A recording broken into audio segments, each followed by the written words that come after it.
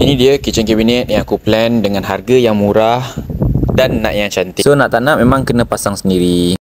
So ini dia daripada barang IKEA. Aku plan sendiri, ukur berapa tinggi, berapa saiz dia. Time ni aku tak pandai pun kira pakai mm ke, pakai cm ke. And then selalunya upah orang je. Dan kali ni nak buat sendiri. Oh yeah, by the way, rumah ni saiz dia 1000 square feet dan dengan 3 bilik. So keluasan dapur dia lebih kurang dalam 70 square feet. And then kitchen cabinet ni aku beli daripada IKEA. Dia style minimalis lah. Dia kitchen cabinet bawah sahaja. So time tengok kitchen cabinet kat IKEA tu, bawa family untuk tengok, untuk design macam mana nak, barang apa yang kena beli. Tapi macam biasalah, seorang lelaki time pasang memang kena seorang-seorang lah, sendiri pasang. So ini adalah proses pemasangan.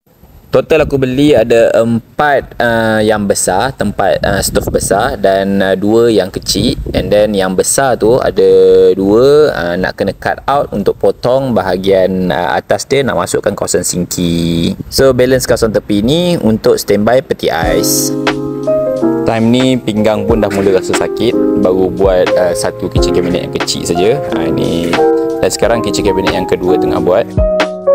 So dalam kos bajet yang aku buat adalah 6,000. Tetapi dengan beli barang IKEA, ini stove dekat bahagian luar, so bajet dia baru habis 3,500. So kira okey lah berbaloi.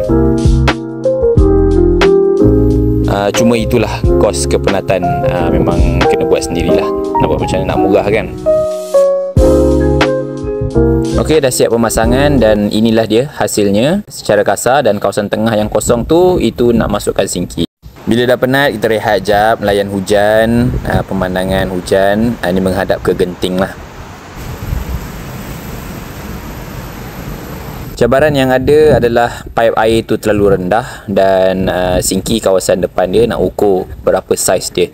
Dan ini aku akan buatkan dalam video yang seterusnya.